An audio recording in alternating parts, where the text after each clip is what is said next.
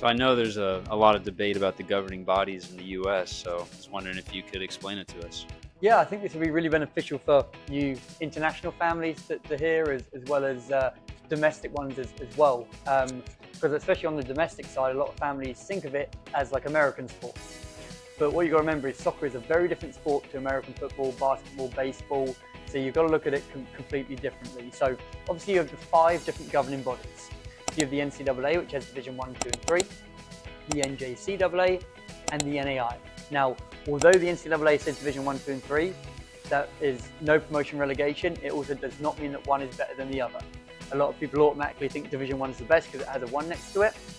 Yeah, that could be said true in maybe the top 35, 40 Division 1 programs, but those Division 1 programs now have separate rules to the other 230 Division 1 programs. So those top 35, 40 Division 1s are not Division 1 anymore. They're their own separate entity.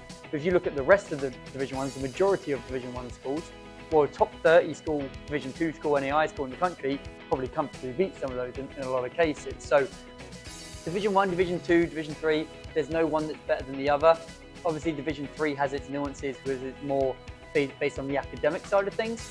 You can't get athletic scholarship, but they can give really, really big academic scholarships. But when it comes to those governing bodies, there's no one that's better than the other. Now, it goes the same for the NAIA as well. The NAIA for American families isn't known very well because it's not really that big of a governing body in the American sports. It is a very big governing body in soccer though. I didn't play in the NAIA, but me and Luca actually just recently went to the NAIA National Championship back in December of 2025, and probably, in my opinion, one of the best, if not the highest level of college soccer in the country.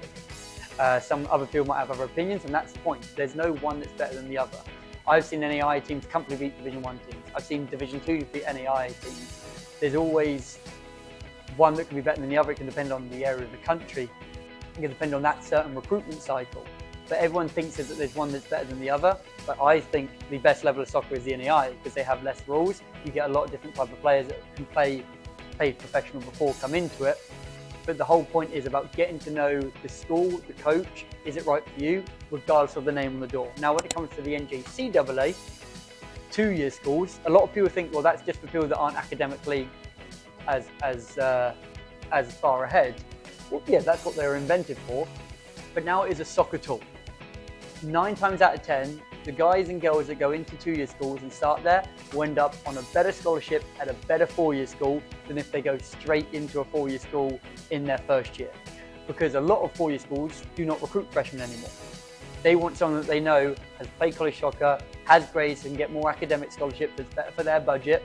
So a lot of schools will only recruit from 2-year schools now because they know what they're getting from them. So I was someone that started at a 2-year school, not by knowledge. I didn't know what one was at the time, but I definitely wasn't good enough to play for the school I did in New York City, straight out of the UK or straight out of high school if you're American.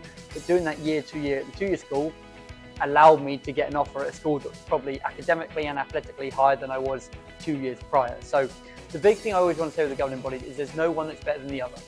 It's focused on you as an individual and find the best fit for you with the school, with the coach, with the academics, with the area, and whatever governing body that is, then that's great on top of that. So I think that's the big thing. On the women's side, there's 1,400 women's programs.